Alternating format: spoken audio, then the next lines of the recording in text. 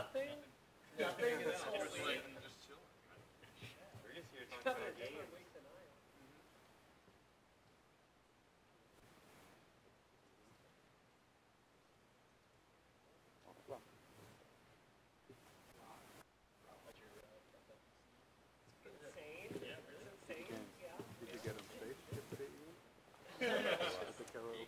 Insane how little I'm doing.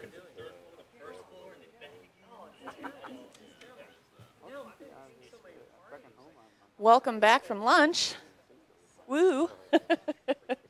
I'm going to hand this over to Josh in just a minute to moderate this game dev panel. But I do want to ask that no matter how strongly you may feel about games, please raise your hand and wait until you have the microphone to start asking questions or commenting. There you go. Am I turned on here? I guess I'll start with this one. Wait, I'm supposed to do this, right? So hey, everyone for coming out today. Is this one work now? Okay, cool. I'll hand this to Eli. Thanks for coming out today for the games panel. We have 7 really unique folks from the games world here today to talk to you about their experiences and the current topics in games. My name is Josh Michaels. My experience with games is limited to a game I made 5 years ago called Ow My Balls, about getting a dude kicked in the nuts. So I don't know that fully qualifies me to sit here, but I do love games. And I'm excited to talk to everybody here about their passion for games. So if we could just get started with Eli on this end, could you just tell us who you are, a little about yourself, and what you're currently up to? My name is... Mic check 1, 2 on the green light. It's always the AV stuff that's fun. You wanna get close here? Talk to his neck. Yeah, you're good. All right, my name is Eli Hodapp. I'm editor-in-chief of Touch Arcade. I'm here at WWDC checking out the few amount of game developers that are here, I guess, which is weird. And then going to E3 next week. So that's my 2 weeks. Packed schedule. My name's Simeon Saëns. I run a small games company called 2 Lives Left. We made a game called Crabitron recently, which is a GiantSpace crab simulation. And we also make an app called Codia for iPad, which is kind of a game development environment. I'm Mike Meade. I'm one half of BeaverTap Games. We make a mobile platforming game called Mikey Shorts and the sequel Mikey Hooks. And we're working on our 3rd game, Mikey Boots. Hello, my name is Serban Porumbescu. Let's see, I specialize in computer graphics, and I've been doing iOS, primarily games, since 2008. I just released a game called Gunship X a few weeks ago, and I'm currently working on updates and ports to various platforms, and you'll be able to see some of it at E3 next week. Hi, my name is Joe Sullivan. I'm the technical director for PikPok. We're a developer based out of Wellington, New Zealand. Worked on games like Into the Dead, a lot of stuff with Adult Swim, Robo Unicorn Attack 2, Giant Boulder of Death. Hopefully these names are familiar. Flick Kick Football Legends is our latest game that's doing really well. World Cup right now, so it's looking really good for us. I'm Brianna Wu. I am head of development at GiantSpace Cat, one of the only all-female game dev teams in the industry. We work with Unreal. We've got a super awesome, super cinematic game coming out hopefully very soon. It's called Revolution 60. And I guess I was also named one of the 25 most awesome women in the industry recently. So. Hey, I'm Brian Duke. My wife and I run Accelerato, which is a company we've been in the App Store since day one. Our latest game is called Unpossible. It came out on the App Store about 6 weeks ago, working on Android, moving it to Android right now. Steam will be next, and then some other stuff after that. So that's what's going on. Cool. So for the next question, let's start with you, Brian. What game or games have really inspired you over the last year, or really kind of stood out as just something that was really special? You can't use yours. I can't use mine. Yeah. Hodappy Bird is no. I really like, especially in the App Store. You know, lately there have been a lot more paid kind of games showing up, and some small kind of real focused arcade games. I like that kind of game. Pivot is one of my favorite that I've played a lot in the last year. Dexterous just came out, and that's a really neat, gorgeous game, but just straight to the point, simple as far as gameplay, and I like those kind of games. So there's all kinds of games like that, but those are probably the two that stick out. So does it have to just be iOS? No, or? anything. Okay, Yeah. okay. I fanatically, crazily love the Tomb Raider reboot. I think it is the most awesome game that came out last year. I thought they took a character that was started as this super sexist trope, and they fully actualized her into, Rihanna Pratchett did the writing for it, and they turned her into the most actualized, badass, awesome character ever. Fantastic gameplay. It's made with Unreal, so I love that on the technical level. I couldn't give you a negative word about that game if I tried. Awesome. So. Wow. I got to play that now. Yeah. Excited about it. Yeah. You're gonna write me a check. Yeah. Good sponsorship there. I guess I'm kind of a little bit weird for inspiring. I mean, there's all the kind of standard stuff that's the indie darlings and stuff, like all the Simogo stuff that I find really creatively compelling and really cool. But for me.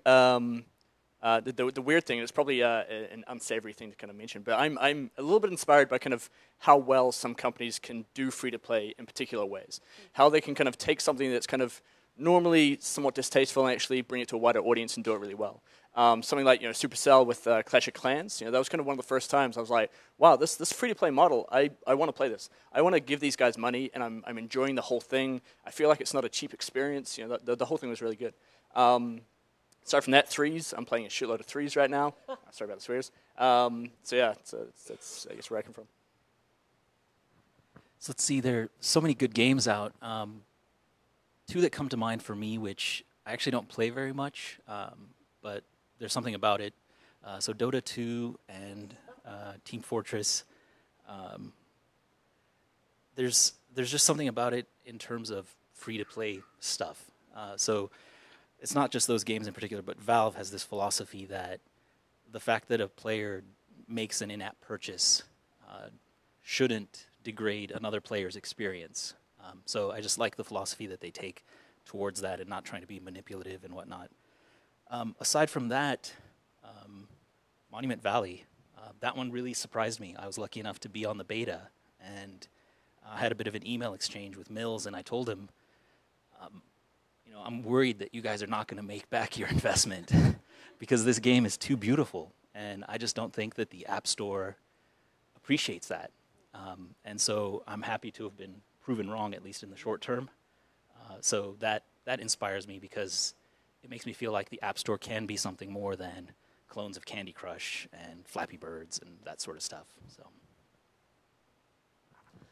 I'm usually inspired by other developers that I see. I follow a lot of developers on Twitter, and I think just seeing them, working so hard and releasing a game, and I'm inspired by, I think a lot of the times their failures as well as their success. Just I feel like I've seen people fail a lot of the times, but then still come back, continue to make games and then maybe be successful. I feel like that was the case with Dexterous recently. I feel like Chaotic Box wasn't, he was coming out with a lot of games that I really liked, and then it wasn't until Dexterous that I think it really, started getting a lot of downloads, and I think, that's something that, made me happy, and I like the game a lot. So it's nice to see, developers, figuring out, how. I mean, I don't know if he figured out something that worked. It just, somehow hit a chord with people, but. I don't know. I like seeing people working hard because it makes me feel lazy and I need to get work done. So I like seeing recently there's kind of been a resurgence in these $10, $20 games on the App Store. So I've been playing a lot of FTL, XCOM, even Baldur's Gate. They're kind of all PC ports, but I like specifically simulation and emergent behavior types of games. And it's nice to see them so successful, especially on iPad. So yeah, that's been really inspiring for me. So I'm not going to say Flappy Bird the game. However, like Flappy Bird the phenomenon is very inspirational to me because that It's been kind of an ongoing discussion over the past, I don't know, like maybe a year or two, like whether or not it's still possible for like your 1 or 2 man indie studio to still like hit it really big out of nowhere. I mean, like the Temple Run effect or whatever else. And, you know, say what you will about Flappy Bird and all the clones and all that crap, but like it kind of proved that you can just be some random dude in Vietnam and still have millions of people downloading your game, which was kind of what made the App Store so magical originally. And it's just kind of cool to have some kind of, you know, and granted, it's a very, very weird level of reinforcement, but some kind of level of reinforcement that that's still vaguely possible in a very weird way, I guess. I loved, I think David Marsh was the first person to tweet out these pictures comparing the Google stats on things like Gangnam Style and Harlem Shake to Flappy Bird, because it showed really that Flappy Bird was one of the first internet scale viral things to happen. We've seen lots of viral games before, but not with the kind of spike that you know, Harlem Shake or Gangnam Style had. It really did hit that level. So that was that was going to be my answer. You stole it. Did I tell you that before? All right. So I want to actually build on what Joe was talking about free-to-play. It really feels like a kind of holy war almost has been emerging over the last couple weeks, with people on the free-to-play side and people on the premium side calling each other out as, hey, these are the evil guys, or what's wrong with you, we're not doing anything wrong. I'm just wondering, any comments or thoughts on what's going on here, why both sides are so up in arms, and is there a problem here, or is this just the nature of the market? Yeah, go for it. I don't know. The free-to-play argument for me is extremely tiring, because I feel like it's one of those things that like the market needs to speak for itself, not, you know, developers kind of like subtweeting each other and being super snide about different payment models and things like that. Like, free-to-play is obviously working. Like, you look at the amount of money it's making and everything else, and more importantly, now there's, you know, what the App Store launched in what, 2008 or whatever. So we're getting to a point where we have an entire generation of like young gamer kids who are totally used to it now. So like they see this argument of like free to play versus premium as like, you know, who gives a shit? Like, I can download games all day for free. And those people will never spend $60 on a game because they were raised thinking everything's free, which, I mean, I guess you could argue whether that's a good thing or a bad thing, but it's something kind of interesting to think about, that I feel like a lot of the people that are arguing about this are arguing based on like their background and their roots, and not looking at where gaming is going and how things are changing. So, and you know, those kids, they don't care about the ads. Like, the ads totally bug me, but they have no problem at all. I find it kind of weird to argue against free-to-play as a whole, because it's implemented in so many different ways. You've got like episodic free-to-play, there's energy timer-based systems, and then there's like single one-off purchase free-to-play. So it's kind of, I think the arguments, it's really, you should only look at it on a case-by-case basis, where there's really scammy free-to-play games where they, you know, for example, kill your pet dog if you don't take it to the vet in some, you know, kids game. But then there's really well done and charming free-to-play games like Tiny Tower, Hero Academy, and Letterpress. Like, Letterpress was particularly good because it's a one-off purchase that just unlocked everything. So yeah, I think it's an odd argument, and you really should only ever look at it on a case-by-case basis. Why do you think it's all being focused around it's either free-to-play or it's premium? Because I definitely agree. I don't think that Nimblebit's games come even close to what kind of the evil framing that's put around free-to-play, but still everyone seems to be getting bucketed together. Yeah, it feels a bit like a religious war. Some people have this, just it's built up in their mind, and then they don't read or look at things without this bias. So people just have an inherent bias. And probably because it's a challenging model for a lot of people who are used to premium games. Yeah, I like games that I can get high scores at, and I think a lot of free-to-play seems to have an endless modes, and, you know, the pay-to-win model. It seems like in a lot of things, because the developers, you know, you want to keep people playing your game, as opposed to, I think, a lot more premium games have what I'm looking for in terms of, you know, maybe you complete the game, you know, you finish a game. So I feel like, hey, I just beat this game and it was awesome. But I still play tons of, you know, free games, whether they have ads or even energy mechanics. It doesn't really bother me, just because I could play something else and come back later. You know, I don't do anything. I'm lazy. So. Yeah, I don't know how much I have to add to this, except for me, it just feels like it's just another business model, and you can do scammy stuff with whatever business model, whether you're freemium or premium. So I don't know. I think a big part of it is just resistance to change, and people need something to argue about, especially on Twitter, because I think, like as Eli was saying, these kids that are growing up now, games are free and they don't care, and it's great for them. So, I guess there's a lot to say here, and I feel like I could step wrong pretty easily. But I feel like the ecosystem there, there's kind of like a defensiveness, and the premium stuff's not going away. Like that's a market that's always been there. We have console stuff that's not dying. Like that's not disappearing anytime soon. PC gaming is going to be around forever. But I think what's happened is that social gaming, as kind of I guess conceptually separate from free to play, has exposed a greater audience of people. And this is kind of a whole bunch of people that have come in through say Facebook gaming and that sort of stuff. And these two worlds have kind of collided a little bit. The social gaming side that brought in people's grandmas and kind of a whole bunch of people that for them gaming is Candy Crush. They've played one or two games, Candy Crush and Jelly Splash or something like that. And they're coming into this gaming scene and calling themselves gamers and that sort of stuff. And us old school gamers who are from the console background are defensive about this for some reason. We're not inclusive. We're not saying, cool, we've got a bigger group of people here to get in on this. But I mean, we shouldn't be defensive because our slice of it isn't going away. There's still these cool indie games. There's still this cool stuff happening. One problem with free to play though is that the nature of it and the kind of the way you've got to kind of market it out, it's easy to go wrong. There's a lot of dangers in there, and I think there's a lot of issues with child stuff. Kids are playing free to play games a lot, and it's kind of hard to know who you're marketing to when you're kind of setting out a game. The person doing the purchases, have they just kind of convinced mom to kind of hit the button and they're just kind of spamming it a bunch? Apple's announced their new family package stuff, which I think is going to be really great for this. That it kind of just deals with that whole issue for us. We don't have to worry about it. Apple have already identified the kids, and we can kind of not worry about advertising to them and stuff. But there's ways to do it really well. Like for us, we've kind of fallen back on a lot of advertising stuff, which people also find quite distasteful. But I personally like because you don't have to kind of sacrifice too much of your design concept stuff. You can just be like, well, I'll put in a little video ad here. You see it for a moment, then you're back into the gameplay. You don't have to kind of do any concessions to it.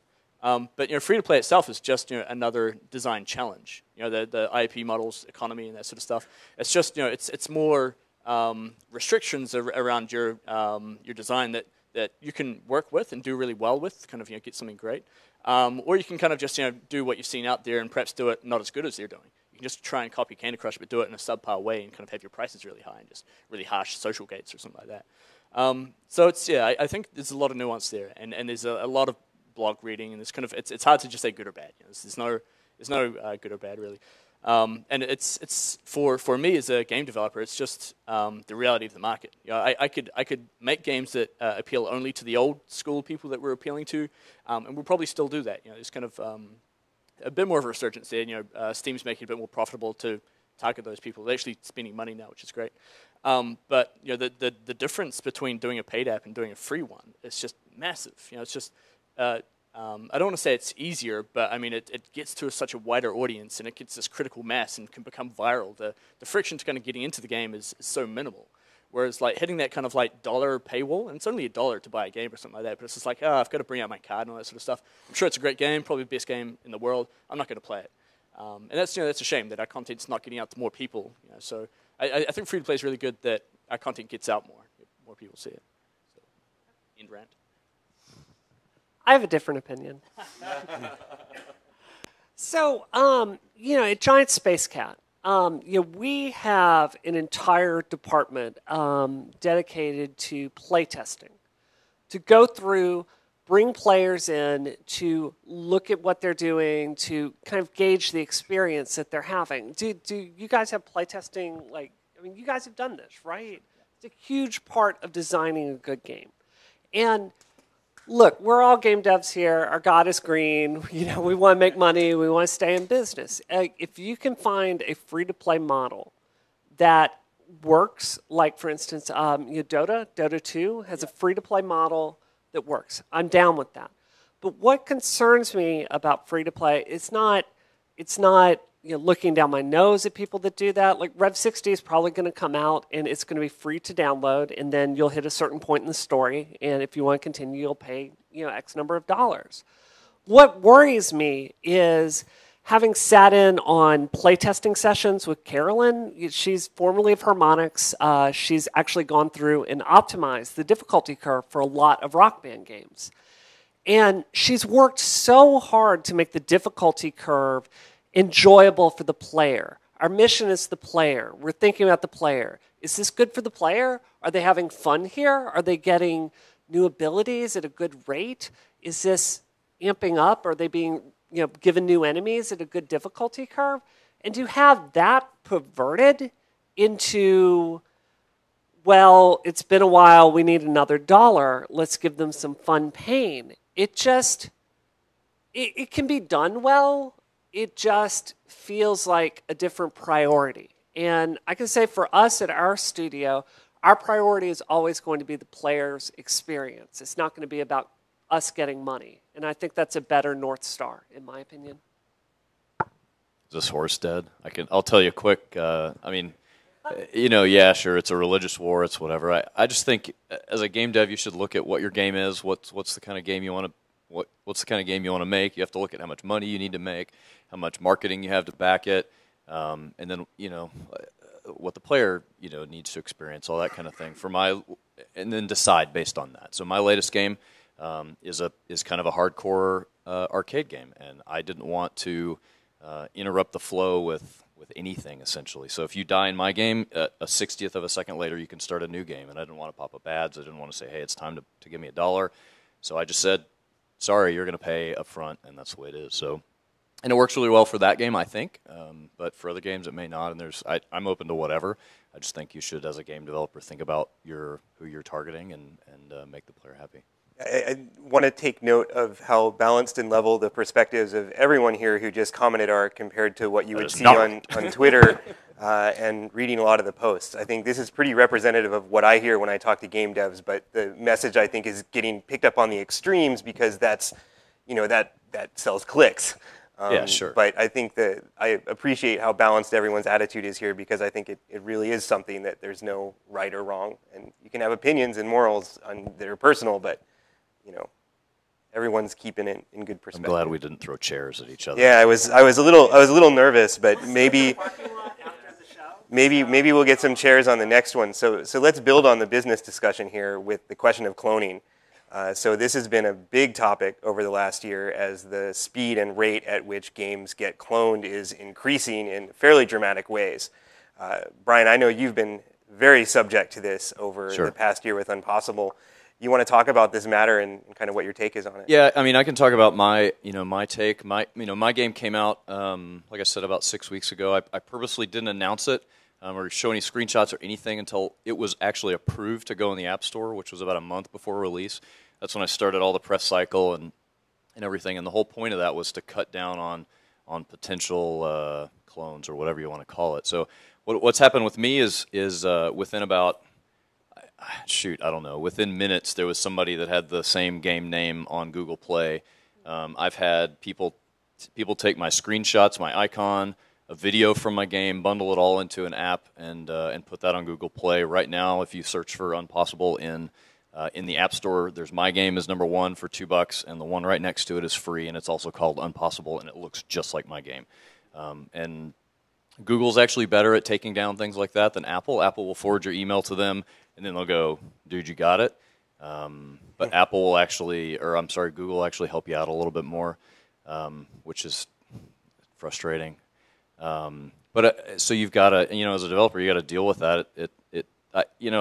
Clones is a thing where everybody has a different definition, and everybody is more fired up, than another person or less, whatever. Some people think that, if you take any game element from another game, then it's a clone. So, and that, Call of Duty is a clone of Wolfenstein 3D, and that, if you look at it that way, there's all kinds of, it's a rainbow, it's a spectrum, whatever. There's inspired by, and then there's, we took your exact assets and repackaged them and put them in the store. And then there's a line legally too, so you can't use, like if you were Flappy Bird, you can't take the Flappy Bird assets and and call it Flappy Bird 2 and release it in but the store. that's been done with but people who somebody took his has done name, it. you Lots know? of people have done it. So so it's frustrating. I mean, for me, it's dealing with those kind of things is cut into the amount of time I have as a small developer to get my next version out. So it's my Android version, my Steam version, and other versions are delayed because I'm taking down somebody that's using my assets in the store, and it's super frustrating.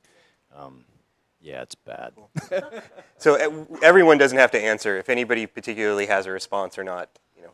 I guess I do have a bit of a different opinion here again, and I feel like if you look at it legally, you can't patent a gameplay mechanic. You can't. We have these ideas that are out there. Like for my game, Revolution 60, we literally took the Mass Effect dialogue wheel and we literally mixed that with Heavy Rain. Like we sat down, we studied those mechanics, and we mixed these two games together. I don't stay up at night that we did that. Those are great mechanics, and we did our own spin on it, and we simplified it. You know, I think sometimes there's a tendency in these discussions to kind of, we all want the table to tilt the way that it helps us, personally, and I have a lot of empathy for people that are out there, 1-2 person shops that are creating games. But, if your gameplay can be easily cloned, I kind of think like the pressure is on you to give it a really unique art style or to put value in there for the consumer that it can't easily be, cloned. Like you need to create an experience that's so fundamentally different that other people can't steal it. Like Threes. We've all played Threes. We've all played, the 2048 clone. It didn't really have the polish to it. Like Threes was clearly a better game. So I don't know. I think if we do our job as developers, I think we can fight against this to a degree. I totally agree. I don't think we disagree at all. I mean, if you look at the two versions of my game and what I would call the ripoff or whatever clone, there's a huge difference in the quality, that kind of thing. However, but if all you see is a screenshot in the App Store and somebody goes, screw it, I'm going to download the free version, then they never go back to yours, and you lose it. So I mean, it all depends, right? If somebody made the same game, and my game is not unique gameplay wise. But so if somebody said the same kind of gameplay-wise, it's totally legit, totally fine. But Do you think that videos in the App Store is going to change this at all or make it I harder? hope so. Yeah. I Does really it change hope so. it on Google Play? My game's not out on Google Play yet. Oh, okay. So that I will. Yeah. Yes, it will. Yeah, I saw it too. Man, I'm sorry about that. I thought it was yours. Nope, that's not mine. I think that's a really good point, though, that the video stuff should hopefully kind of get us beyond some of this. Like I hadn't really thought of that aspect to it before. I was going to use Threes in 2048 as the example. You totally stole that. But for me, it was a little bit depressing. I mean, maybe not that one specifically, but Flappy Birds and how I felt like the App Store was kind of getting dominated by these kind of fast follow. Business guys that were kind of like, they see a business opportunity here to do like, a day's worth of work, spam out something, put something in there really cheap and not really craft something really good and cash in on it. And that was kind of, made me a little bit sad. I was like, why is Apple not kind of clamping down on these obvious clones? Like some of them are just kind of like blatant, kind of like really, really brutal clones. The 2048 and Threes, I feel like it's a little bit different. The Threes is a great game. It's beautiful. They put in so much heart and soul to that, and it really deserved the Apple Design Award because it's an amazing game. But I found 2048 first. I got exposed to that first because it was free. It was able to go viral. It expanded out to this wide audience really quickly, and that's kind of I think just a reflection of the free and free to play versus paid. That it's harder to get people to know your game because they can't see it. Maybe the video stuff's going to change that. Maybe people can kind of look at that, see them side by side, play a video for one, and be like, "Oh, Threes looks obviously better than 2048," and maybe I'll pay the $3 or whatever, and this is going to be fine. But to a degree, 2048, they saw the Threes business model and were just like, well, it's a good game, but your business model is perhaps not. It's not a widespread business model. Like we'll make it slightly easier for a different audience that can kind of do simpler math and get to smaller numbers. 2048 is an easier goal, and we'll make it free, and we'll expand this out to a wide audience. But yeah, it's not a crafted, polished experience like Threes is, and Threes respects has to have that honored place of kind of being first there. So yeah, I think some, there's the obvious stuff, right? And that's the things where it's just kind of like they've got a generator, they've got a machine that can copy games somehow, and they get it out there a day, and they get ahead of you. They get ahead of your marketing, and that's just depressing. And that's kind of where I feel like someone like Apple or Google should be stepping in, because a lot of us developers can't really protect our rights in that sort of high-speed way. We can't sort of say, hey, just stop their marketing engine because I released mine yesterday and it's the same game. Apple and Google can't see that. And that's the thing that I think could be depressing if the App Store is just turned into these kind of top 10 of clones and stuff. But it seems like that hasn't happened. In the Apple Design Awards, Apple seemed to be really pushing really high quality stuff. The video stuff, I think that's something to really think about how that's going to play in. So. Yeah, in general, I don't worry about clones too much.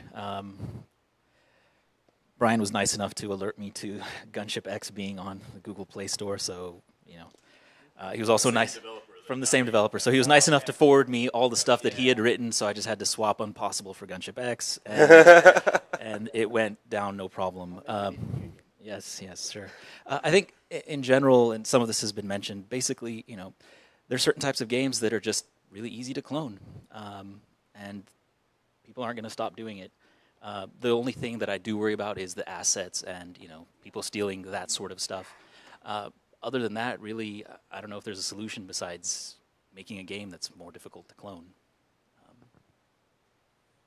I think as a customer, searching for games, on the free sections of the App Store, especially, is kind of difficult. If I'm looking for a new game to play and I go to the free games, it seems like the fast follow games, the clones are just fill up most of the top 100. And as I'm scrolling through, I say, wait, that game looks like that game, and that looks like that game.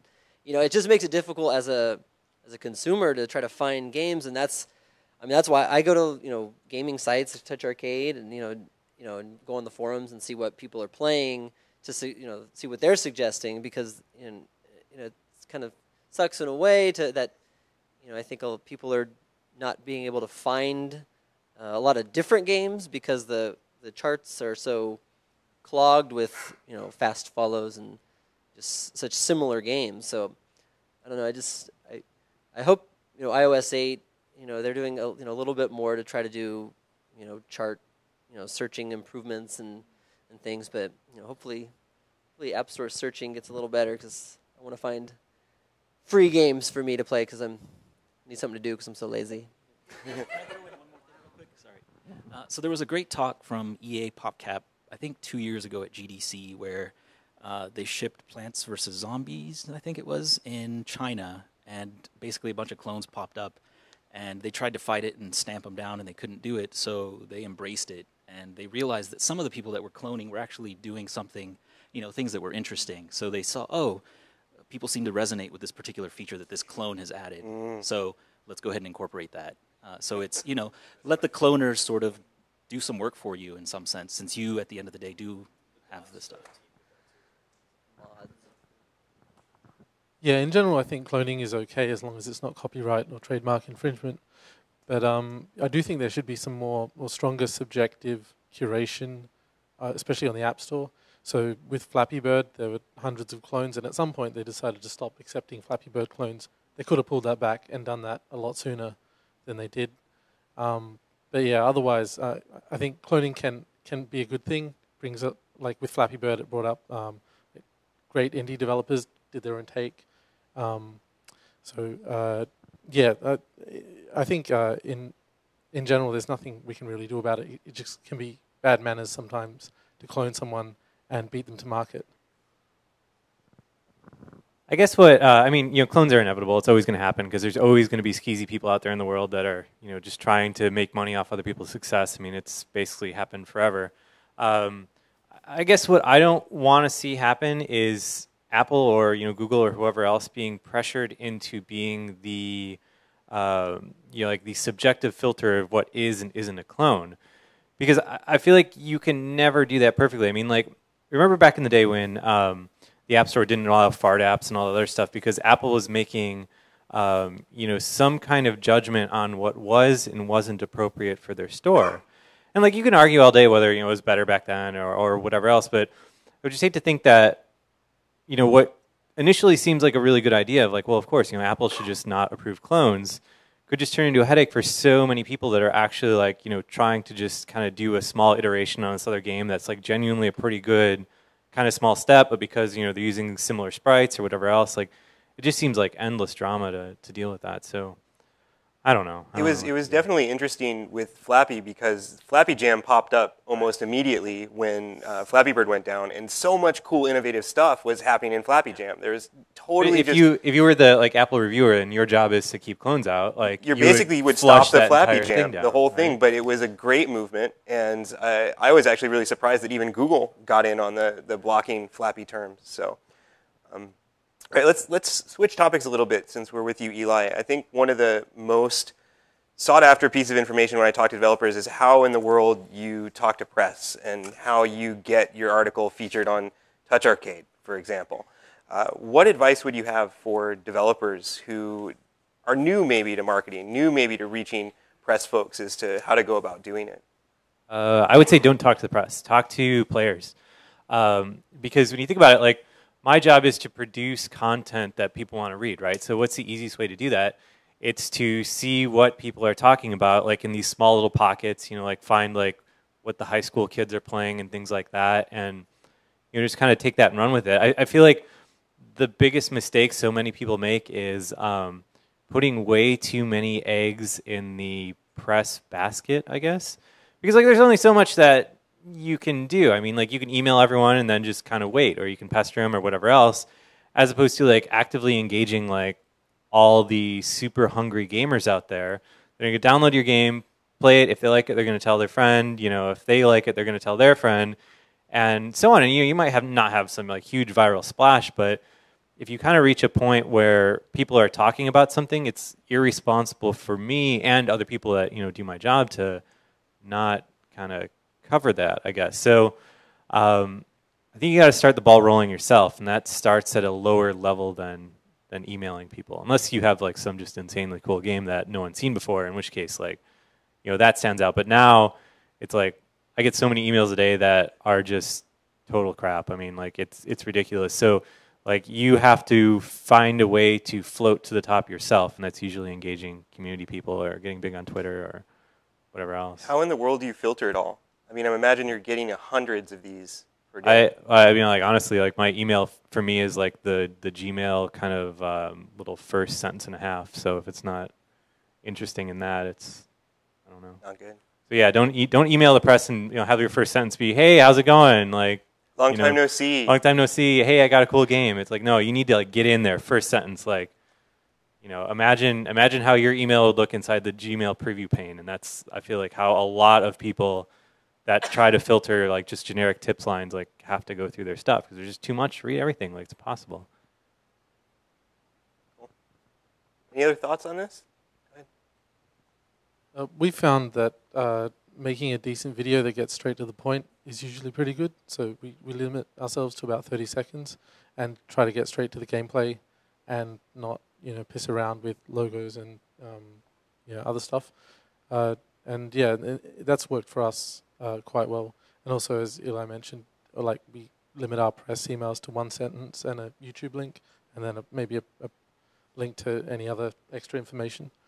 And yeah, of course, you know, interacting on especially the Touch Arcade forums with actual players and doing beta testing on those forums is always good for us.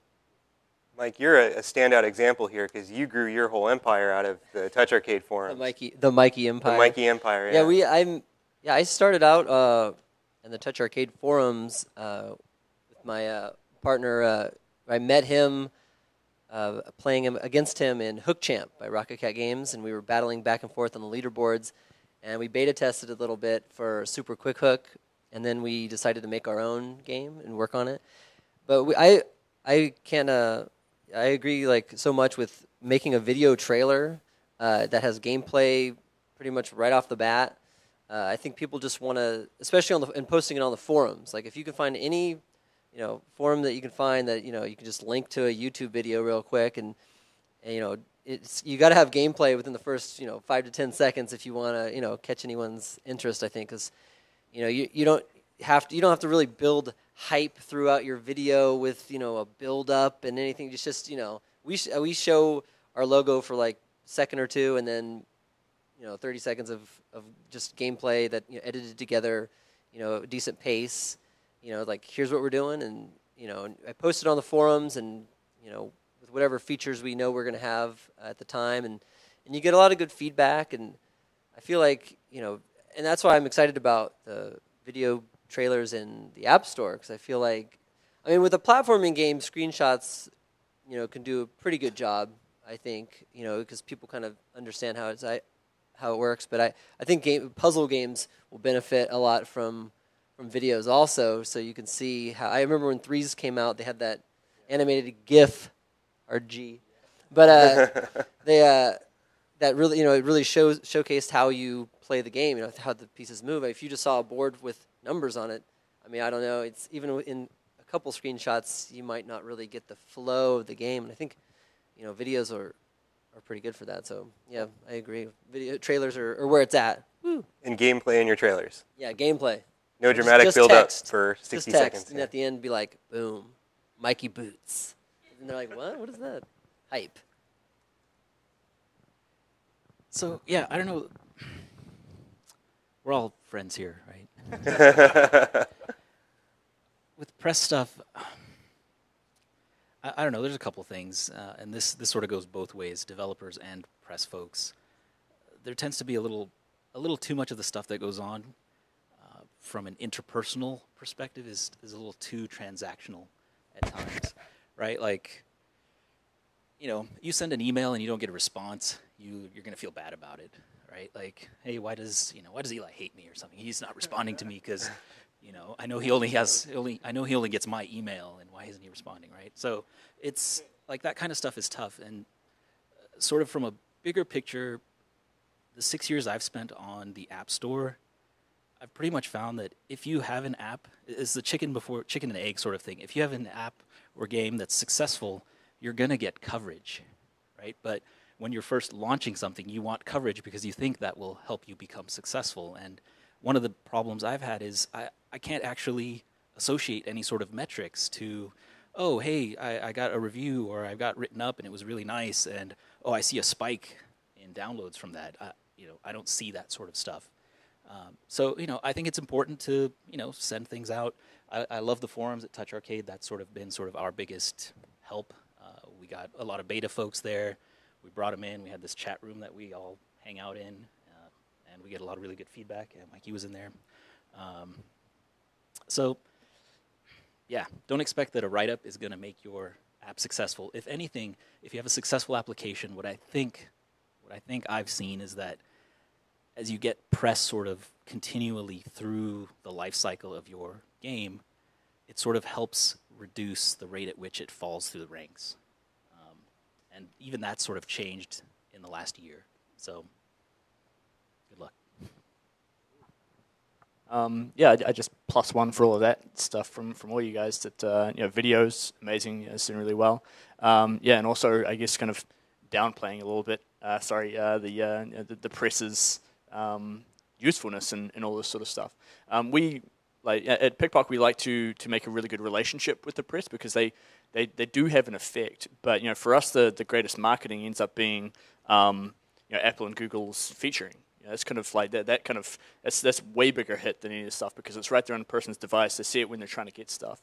And then beyond that is the users themselves. Like if we can give them the tools to advertise the game as quickly and easily as possible, they can just kind of hit a share thing, and it's got a link to our video and all that sort of stuff. That's kind of generally bigger for us. But for the press and the various review sites and stuff. We don't want to neglect that market because the people who are there are generally kind of really dedicated, hardcore players, right? So if you get them really engaged in your game, they're going to be huge advocates for your game, and they're going to stay advocates for years and months. They're going to be like, "Oh, PikPok game, I've got to get this game." It's perhaps more on a brand level, not individual games, but kind of just getting that recurring, like, "Oh, I see this popping up on Touch Arcade again. It's another PikPok game. This is really cool." Also, I guess to get more specific, I'm not sure how tweets you get. But I think Twitter is a big place for indies and various developers to kind of contact press in general. Like there's the whole gaming community I think has really embraced Twitter, and that's where most of the games sort of conversations end up happening. So that can kind of build up buzz as you're kind of going through the stages of development, kind of leaking out little bits of press here and there to kind of get that kind of seed of kind of interest with the press, so that when you do release, you're like, oh, I've kind of seen this coming along.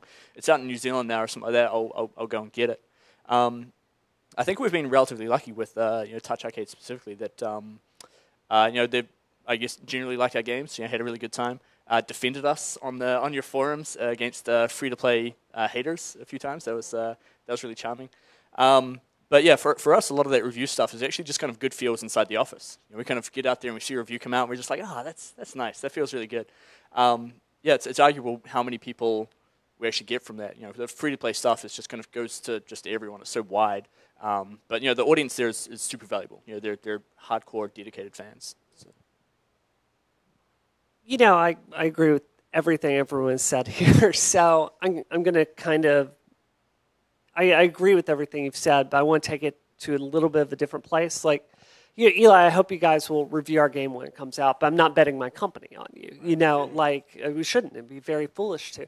So I want to take a step back and kind of look at the meta question. Like, how do you make a game that is worth attention in the very first place? And I can say, like, what we did at my company, we tried to make something that was wildly more ambitious than other people had done on mobile before. Like Mass Effect meets Heavy Rain is hard as hell to do. We spent 3 years doing this. But beyond that, so much of the mobile market is women. And at GiantSpace Cat, we are an all-female game dev team. And frankly, we prioritize things that I see other people in the industry not prioritizing. Something that we got repeatedly when we were doing early playtesting, and we'd have guys come in and playtest for us, is they'd hammer on the button, they'd want to attack as quickly as possible, go, go, go, go, go, fight. And, we took a step back and we said, like, that's not the game we're making. We're making something from the beginning that is going to be accessible to casual people. Like, if you want to play a more hardcore game, we'll have a difficulty level for you.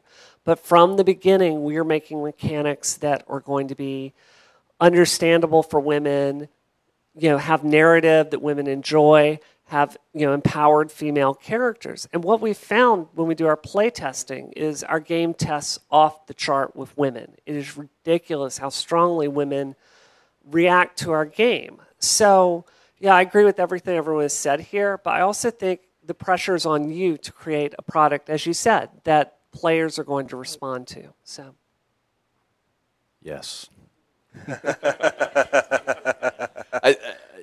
I think probably one other thing to think about. I mean, you're going to talk to press. You're going to talk. You want your players to be involved, but just remember everybody's people too. I mean, when you email Eli or anybody else, that's there's a person on the other end of that. And if you get angry about hey, you haven't responded to me and it's been 37 minutes, then you're probably not going to get any love from then on. So be nice. So I want to close this out with one more question. If you could go back and tell your previous self from 6 years ago some advice that you've learned over the last many years of building games, what advice might that be? And I get to start. Great. Yep. So I guess I think it's important to pay attention to other games, games that are doing well, games that didn't do well. Probably games that you're thinking about that somebody else has made something similar, and there might be a good example of how it went. Look at their marketing. Look at how they sold. I mean, there's no doubt you have to make money to keep going unless you just happen to be independently wealthy. But pay attention to other people's success, other people's failures. I think you should make the games that you want to play. I think that's important. I think that's really key, at least for me, to be able to make a good game is to make something that I want to play in the first place. Just because you don't like a game type doesn't mean that it's bad. There's all kinds of games that my friends make that I just don't get into, but I can appreciate the art behind them and the work they did and all that. So I don't know if that helps, but do what you can and make what you like to make and be happy with the way you're doing it.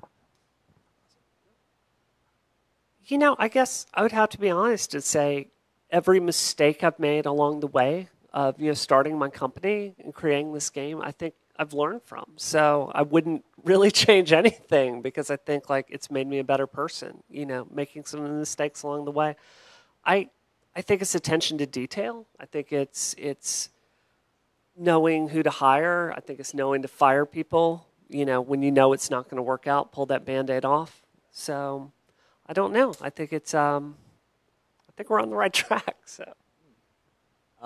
Yeah, kind of same. Like, yeah, we're still here. We're still in business, making fun games, doing cool stuff. So it's like, you know, I guess kind of appreciating where we're at and where the industry's at. You know, we can still.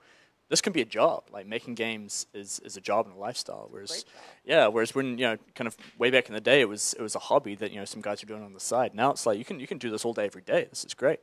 5 years ago, like I feel like that's a huge leap back. I feel like, you know, you could have said 6 months ago, and I would have been like, oh man, everything's going to change. Like you're going to have to adapt to so many things. Because I mean, so much has changed in 5 years, right? Like 5 years ago, what was on the App Store? Was it fart apps and kind of like, you know, these soundboard apps and stuff? I'm not sure. There's lightsabers. Yeah, and the little beer apps and stuff. Yeah, I mean, yeah, those should come back. Those were great. But yeah, I guess I'd say, you know, there's going to be this free-to-play thing. There's going to be Flappy Birds. Like maybe get in there now and just try and like, you know, hit this market, really make some cash and then make the stuff you really want to make. But yeah, no, I wouldn't change too much. So let's see, I think I have 3 items, 2 of which might still be useful for folks. So the first one that I would tell myself is don't spend so much time on that lava lamp simulation app because you're never going to ship it. So that, yeah. The other one is just be careful who you partner with. The third one that could still be useful, if you haven't read Chris Anderson's his book is called Free, the Future of a Radical Price. I think that was published July-ish, 2009. If you haven't read it and you want to know about some of the psychology behind free and why things are the way they are, that's definitely a good book that will give you some insight. Yeah, I would probably tell myself to take some art and programming classes because it still takes me forever to do any background artwork and anything. That's probably like the most time I spend is trying to figure out getting something to look right when I probably just, you know, pay an actual artist to do something nice. But and maybe not to spend so much time, or maybe the scope of the game. Maybe make such a large. I'd like to start making a lot like shorter games, but you know, short challenging games. And I think that's, you know, I've always said I wanted to do something like that, and then the games end up, you know, taking way too long, and like it seems like they go on forever. But nowadays, it seems like that's become a more popular to make shorter and more challenging, and I feel like, you know, that might be good advice back then, just to come out with a lot more games, because it, you know, it feels like it's been forever, and we have like 2 games out. And it's like feel like, and you know, third one coming soon, but I always feel like I should have. Feels like I should have more games all this time. I feel so lazy. Yeah, I agree with that. And I'd add, like, if I were to speak to myself in 2009, I'd say to find a focus for a game, to find the simple thing about it that you really want to polish, and just work on that and forget all the extra stuff and don't be too ambitious. And the other thing I'd tell myself, I guess, is don't write your own 3D engine. Use someone else's. If you want to make games, just work on the game part. Don't write the engine. I don't know how helpful this will be to people here, but I guess if I go back in time, there was I remember I was standing in line for the iPhone 3G. App Store had either like just launched the day before or was just launching that day. And I'm thinking to myself, all right, I do software development now. I don't know if I'm getting tired of it. Maybe I'll try writing about this stuff. That seems more lucrative. So I would say, no, go the other way. But especially back then, holy cow. But no, like more, I guess more of what I've seen developers do and kind of learn from is just be honest with yourself and what you're actually capable of doing and getting done. Because I meet with so many people, and it's always kind of weird to see like the GDC regulars that have been working on the same thing for like 3 GDCs now. And you kind of get stuck in these especially when you're working for yourself out of your bedroom and everything else, you get in these weird like tunnel vision modes where you find some really strange feature that you think is just going to be like the most amazing thing ever, because that's like the one thing that you've grabbed onto for whatever reason. But if you kind of like lose sight of what you're capable of and what people are actually going to see in your game when they pick it up, like that feature you spent a year and a half on, no one could even notice or care about or anything else. So I guess like I said, keep your scope small and just be honest with what you can do and get done and actually ship and start making money on, instead of needing to get a job or whatever else because you worked on your game for 3 years. I'll just add to close from my perspective. I would have told myself it's going to take a long time and be patient, and you're probably going to fail multiple times along the way, and that's cool. That's part of it. But be in it for the long haul. If this is really what you want to do, it's going to take you time, and be patient with it. So I think we're pretty much out of time at this point. Do we have 5 minutes? Do we have any questions? We got time for maybe one or two. Anyone like to question the panel? Yeah, we covered all the bases.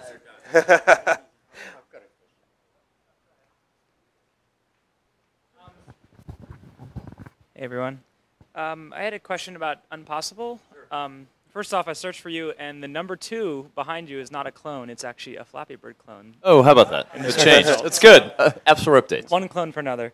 Have you actually taken any like legal action or any progress with Apple specifically that you did? So I've contacted Apple Legal, and there's a way there's a way to there's the things you have to say for a legal legal takedown, that kind of thing.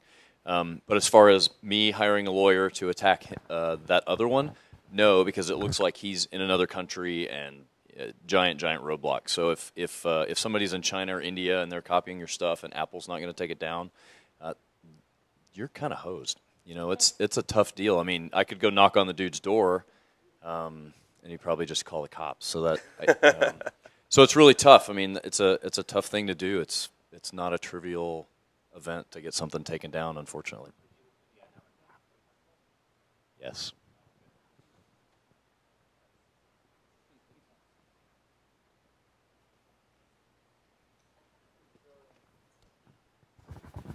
Hi. As game developers, do you find it frustrating with the success of Flappy Bird, for example, like a simplistic game, that your view of the customers has changed, given that it's quite a simplistic, dumbed-down game, versus good games that you create that are passionate and challenging and requires skill to some degree, like arcade skill. Do you find that frustrating, demoralizing? Hell no. I think that as people that work on the App Store, I think you have to think about your customer and the people playing your games with just reverence. And I see so many games that kind of have a little bit of contempt, it feels, for the player. And I think Flappy Birds is this cool, awesome phenomena. I mean, this guy, it went out of nowhere. And I don't think it's a good game. I think it sucks. But, the virality of that, I think it's cool. And I think, there are lessons to learn there that people do clearly enjoy games with this skill you can slowly build up to. I think of trying to beat Resident Evil 2 hunk scenario, which was playing that thing over and over and over again. So, no. I mean, does anyone disagree? Well, I don't think Flappy Bird sucks as a game necessarily. I think that's. As an opinion, someone could say it sucks, someone could say it's awesome. I mean, there's plenty of people that would say oh man, Flappy Bird is such an awesome game, and I don't think it's awesome. I don't think it sucks. Somewhere in the middle, I played it for a bit and, I had a good time for a little while and, beat my friends' Game Center scores. So, I'm happy. But what is your score? Oh, I don't know. I had 100 something. What? I got nothing to do. I'm lazy. That's why Mikey Boots is delayed, eh? Yeah. See, no, but I think the idea of just the short gameplay that's challenging. I mean, something to do when you're bored. If you're standing in line somewhere and pull out your phone and just, tap a little bit and you're done. The games last 30 seconds, a minute. Seems like decent, but it's not like every game has to be, so short and whatever. You can still have, games that take hours to play the entire thing. But, Flappy Bird's just an endless game, but people had a lot of fun with it. I mean, out of nowhere it seemed like, but I mean, there's a lot of games that are like that never get seen, really. I'm sure, but I like a lot of short, difficult games. So for me as a developer, definitely seeing a game like Flappy Bird, at times it makes me think I'm working too hard. And it sort of ties into a bit of what was said earlier in terms of scope and the types of stuff that you work on and the things that you make. So if anything, it's a bit of a wake-up call to take a look and see, is the thing you're making, does it really resonate with the audience, folks that have iPhones? And so I think that's a good thing, to take a step back and really look and decide, well, am I going for this really broad audience? If that's the case, then I probably have to do a certain type of thing. If not, then... All right, well, that's great. Thank you so much to all the panelists. This was great, and it was wonderful hearing from you, and thank you.